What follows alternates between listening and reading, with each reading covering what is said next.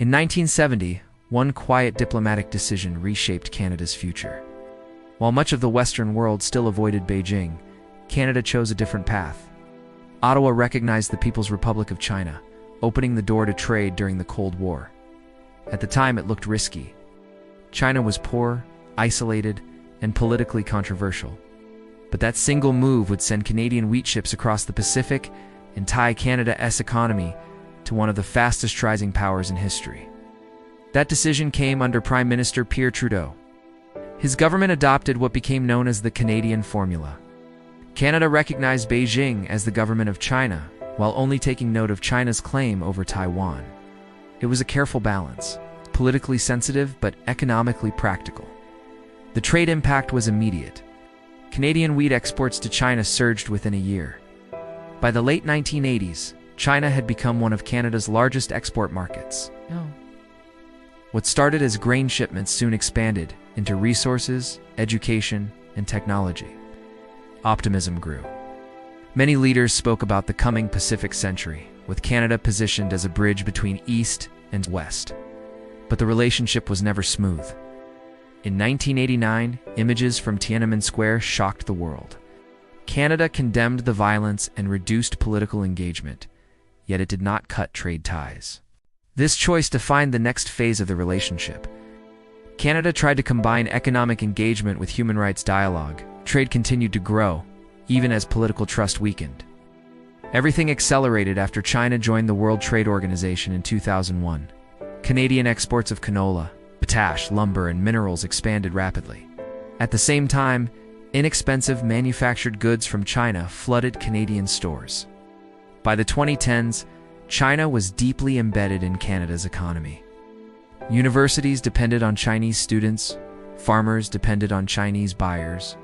Supply chains became intertwined, yet concerns kept growing.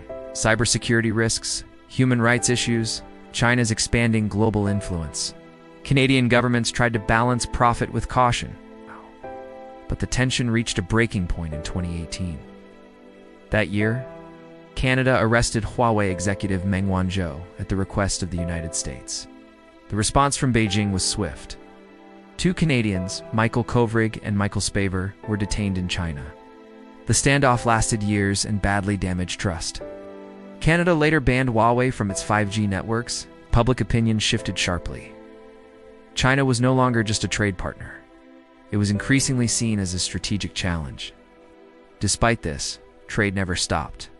By the mid-2020s, Canada and China were economically tied, but politically distant. This contradiction became clear in 2025. Canada imposed tariffs on Chinese electric vehicles, steel and aluminum, citing unfair competition. China responded with heavy tariffs on Canadian canola, peas, pork, and seafood. Farmers felt the pain immediately. Exports to China dropped. Political pressure grew. But behind the scenes, negotiations continued. Both sides understood the cost of escalation. In January 2026, a breakthrough came. Under Prime Minister Mark Carney, Canada and China announced a targeted trade deal. Canada agreed to allow a controlled number of Chinese electric vehicles into its market. In return, China sharply reduced tariffs on Canadian canola. The reaction at home was divided. Auto workers worried about competition, farmers welcomed relief. Strategically, the deal sent a clear message. Even after years of tension, neither side was ready for full economic separation. Today, Canada-China trade stands at a crossroads. Security concerns remain. Human rights debates continue. Yet billions of dollars in trade flow every year. The relationship has shifted from optimism to caution to strategic bargaining. From wheat ships in the 1970s to electric cars in 2026, Canada's ties with China have never been simple. The question now is not whether the relationship will continue, but how carefully Canada can manage opportunity without sacrificing security, values, or alliances. Your support helps us continue to bring these important stories to light. Stay informed and stay engaged.